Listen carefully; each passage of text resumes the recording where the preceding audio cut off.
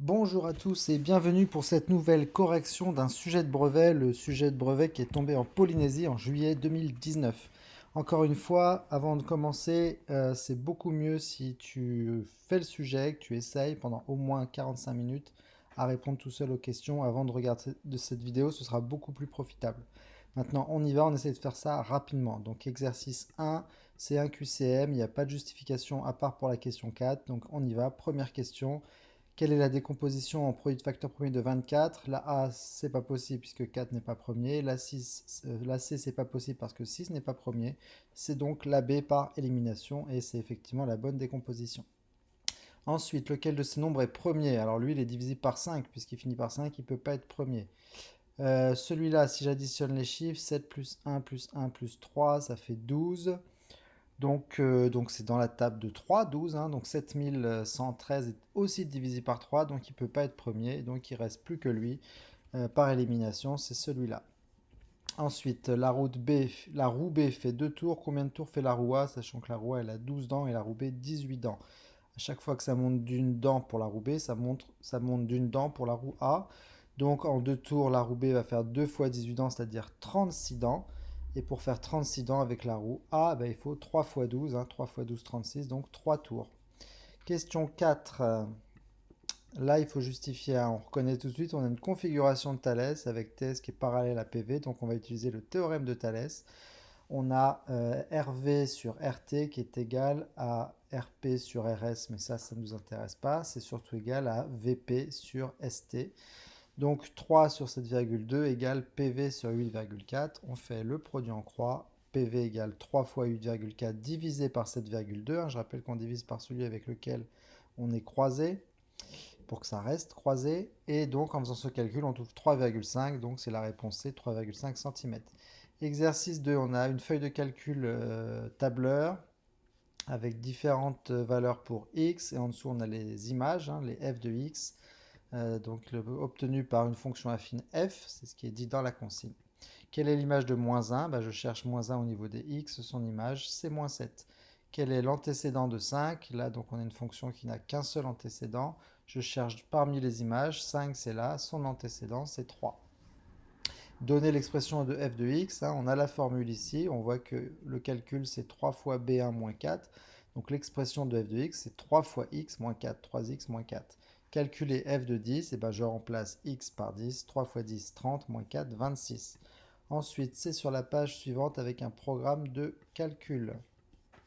Donc on a le programme de calcul suivant, et il faut, je vais zoomer un petit peu, il faut donner les deux lignes qui manquent. Donc là, vous voyez, on a choisi un nombre. La réponse, on la met dans la variable A. Première étape, on ajoute 3 à la variable A. C'est ajouter 3 à ce nombre. Ensuite, on le multiplie par 2. Donc j'ai écrit ici multiplie le résultat par 2. Et enfin, on soustrait 5. Donc soustraire 5. Voilà. Si on choisit 8 comme nombre de départ, et ben on y va. 8, j'ajoute 3, 8 plus 3, ça fait 11. On multiplie par 2, 11 fois 2, 22. On soustrait 5, 22 moins 5, 17. Donc on obtient 17. Si on choisit x comme nombre de départ, montrer que le nombre obtenu avec ce programme de calcul sera 2x plus 1. On y va, on choisit x, on ajoute 3, ça fait x plus 3. On multiplie x plus 3 par 2, donc là on développe. 2 fois x, 2x, plus 2 fois 3, 6, donc ça fait 2x plus 6. Et soustraire 5, 2x plus 6 moins 5, ça fait 2x plus 1. Donc effectivement, on obtient bien 2x plus 1. Quel nombre doit-on choisir au départ pour obtenir 6? Là, vous avez deux façons de faire. Soit vous remontez le programme à l'envers. J'ai 6, avant d'enlever 6, enfin avant d'obtenir 6, j'ai soustrait 5, donc ça veut dire que j'avais 11, etc. Mais ce qu'on attend de vous surtout, c'est plus une équation. On sait que la fonction qui correspond, c'est 2x plus 1. Donc on veut que 2x plus 1 soit égal à 6. On résout l'équation, ça fait 2x qui vaut 5. Et donc x, c'est la moitié de 5, 5 demi ou 2,5. Donc il faut choisir 5 demi. Question 3. Pour quel nombre faudrait-il choisir pour que la fonction f de tout à l'heure, qui était 3x moins 4, f de x égale 3x moins 4, et le programme de calcul donne le même résultat, hein, c'est-à-dire qu'on veut résoudre l'équation f de x égale 2x plus 1. Comme f de x était 3x moins 4, il faut résoudre l'équation 3x moins 4 égale 2x plus 1. Donc je résous mon équation, j'enlève 2x des deux côtés, donc il me reste x à gauche, et je rajoute 4 des deux côtés, et ça fait que j'obtiens x égale 5. Voilà.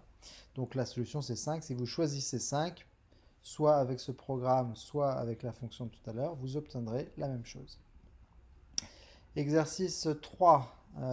Donc on a 500 bonbons, 150 qui sont bleus, et il y a aussi des rouges, des jaunes, des verts. Quelle est la probabilité qu'il pioche au hasard un bonbon bleu dans son paquet? Eh bien, il y a 150 bleus sur 500, donc 150 sur 500. Et si vous voulez, vous pouvez simplifier cette fraction. 20% des bonbons sont rouges. Et bon, on calcule 20% de 500. 0,20 fois 500. Je rappelle que 20% et 20 centièmes, c'est pareil. Donc 20 centièmes fois 500, ça fait 100. Il y a 100 bonbons qui sont rouges. Sachant qu'il y a 130 bonbons verts dans ce paquet, Sam a-t-il plus de chances de piocher au hasard un vert ou un jaune? Déjà, on compte combien il y a de jaunes. Donc il y avait 150 bleus plus 100 rouges plus 130 verts, ça fait 380. Donc il reste 120 bonbons jaunes. Évidemment, il y a plus de verts, donc il y a plus de chances de tomber sur un vert. Aïcha avait acheté le même paquet il y a 15 jours, il ne lui reste que 140 bonbons bleus, 100 jaunes, 60 rouges et 100 verts. Et elle dit à Sam, tu devrais piocher dans mon paquet plutôt que dans le tien, tu aurais plus de chances d'obtenir un bleu. Eh bien, il faut comparer. On a 400 bonbons en tout dans le paquet d'Aïcha. 140 plus 100 plus 60 plus 100, ça fait 400. Et il y a 140 bleus. Donc il faut comparer 150 sur 500 et 140 sur 400. Donc j'ai fait les comparaisons. 150 sur 500, ça fait 0,3. Et 140 sur 400, ça fait 0,35. C'est plus grand. Donc effectivement, il y a plus de chances dans le paquet d'Aïcha d'obtenir un bleu. Ensuite, on a un exercice sur la pyramide du Louvre et la pyramide de Khéops. Donc on y va, on répond aux questions. Donc on a les dimensions de la pyramide du Louvre et on a une dimension de celle de Khéops et on nous dit de montrer que la hauteur de la pyramide de Khéops est d'environ 140,6 mètres. Bon ça c'est une question de proportionnalité vu que c'est un agrandissement et une réduction. Donc on a 35,4 mètres sur le Louvre, ça correspond à 230,5 sur celle de Khéops. Donc 21,6 sur le Louvre, ça correspond à combien chez Khéops? Eh bien, on fait le produit en croix, 21,6 fois 230,5, c'est ce que j'ai marqué là, divisé par 35,4, et effectivement, on trouve environ 140,6. Calculez le volume en mètres cubes, et vous avez la formule qui est rappelée donc de la pyramide du Louvre. Donc la base, c'est un carré, donc de côté 35,4, donc on fait 35,4 fois 35,4, côté fois côté pour l'aire d'un carré, fois la hauteur 21,6, et on pense à diviser par 3, ça fait environ 9023 mètres cubes. Par quel nombre peut-on multiplier le volume pour obtenir le volume de la pyramide du Louvre pour obtenir celui de Khéops? C'est par le cube du coefficient d'agrandissement. Quand vous avez un agrandissement de coefficient 2, le volume, si c'est une figure en 3 dimensions, va être multiplié par 3, par 2 pardon, au cube, c'est-à-dire 8. Les aires vont être multipliées par le carré du coefficient d'agrandissement, les volumes par le cube. Donc on regarde le coefficient d'agrandissement, 230,5 divisé par 35,4, puisque c'est comme ça que c'est agrandi, et on met ça au cube et ça fait environ 276. Voilà, ensuite l'exercice 5, le voilier, il est face au vent, etc. Il veut aller là. En gros, il faut calculer ces deux côtés pour avoir le parcours du voilier 2 et ce côté-là pour avoir le parcours du voilier 1. Donc là, on peut faire la trigonométrie. On a un triangle rectangle en D, on a un angle et l'hypoténuse. Donc le côté opposé, on va le calculer avec le sinus et le côté adjacent avec le cosinus. Donc ici, le côté opposé, ça va être 5,6 fois sinus 24, puisque l'angle il fait 24, et ici, ça va être 5,6 fois cosinus 24. On obtient 2,3 et 5,1, et si je les additionne, ça fait un parcours de 7,4 km environ, bien sûr. Ici, on n'a pas l'angle, mais à deux côtés, donc on va pouvoir faire le théorème de Pythagore. 5,6 au carré, c'est égal à 4,8 au carré plus BC au carré.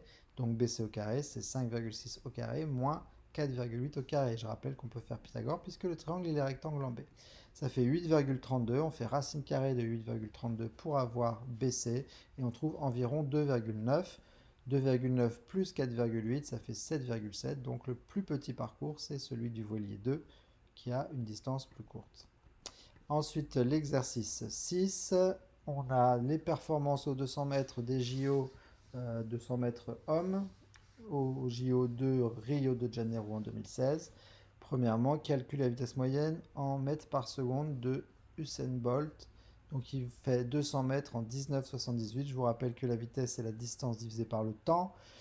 Très facile de s'en rappeler. Vous savez qu'une vitesse par exemple c'est en km par heure. Kilomètre par heure, hein, ça veut dire une distance des kilomètres par un temps des heures. Donc distance divisée par temps. Donc là, je vais simplement faire la distance 200 mètres divisé par 19,78. Et ça va être des mètres sur des secondes. Donc ça vient me faire des mètres par seconde. Je fais le calcul, je trouve 10,1 mètres par seconde environ. Ah, il voulait arrondir au centième, j'avais pas vu. C'est peut-être 10,11 à vérifier. Ensuite, calcule la moyenne des performances des athlètes, arrondir au centième. On additionne toutes les valeurs, on divise par le nombre de valeurs, c'est-à-dire par 8, et j'ai trouvé environ 20,13 secondes. En 1964, à Tokyo, la moyenne des performances d'un sur les autres était de 20,68 secondes et l'étendue était de 0,6 secondes. Comparer ces résultats. Alors, déjà, la moyenne, elle est plus rapide maintenant, évidemment. 20,68 secondes, on est passé à 20,13, hein, donc on a presque 5 dixièmes de mieux en moyenne.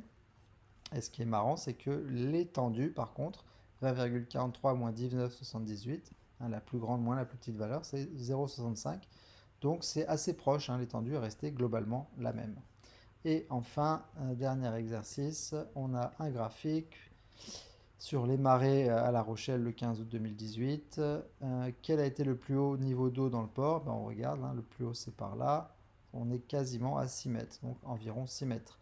À quelles heures approximativement la hauteur d'eau a-t-elle été de 5 mètres? On regarde partout, on est à 5 mètres. Là c'est 6 heures. Là c'est entre 10h et midi. Entre 10h et midi, j'avais pas vu. Donc on va dire 11 heures à peu près. Ensuite on est à 18 heures et puis là c'est 23 heures à peu près, quoi. En utilisant les données du tableau ci-contre, calculez le temps qui s'est écoulé entre la marée haute et la marée basse. Donc de 8h16 à 14h30. Hein. Vous rajoutez 6 heures, ça fait de 8h16 plus 6 heures, ça fait 14h16. Et il faut ensuite arriver à 30, donc il faut rajouter 14 minutes. Donc 6 heures et 14 minutes. Et la différence de hauteur, eh bien, on fait 5,89 moins 0,90 et ça fait 4,99 mètres. Ensuite, on a deux documents et on nous demande comment calculer, comment qualifier la marée du 15 août. Donc, on a une formule pour calculer le coefficient de marée et en fonction de la valeur, on peut dire soit c'est une marée de vive eau, soit c'est une marée de morte eau. Donc HB moins, enfin HH moins HB, c'est la hauteur d'eau à marée haute moins la hauteur d'eau à marée basse. Donc c'est exactement 5,9 moins 0,90, on l'a déjà calculé, c'est 4,99. Donc on fait 4,99 divisé par 5,34 fois 100. J'ai fait ce petit calcul, ça fait environ 93. 93 c'est plus grand que 90. Donc c'est une marée de vive eau. Et voilà, ça termine le sujet. Voilà, n'hésitez pas à vous abonner, à partager et à continuer à travailler. Bon courage et à bientôt.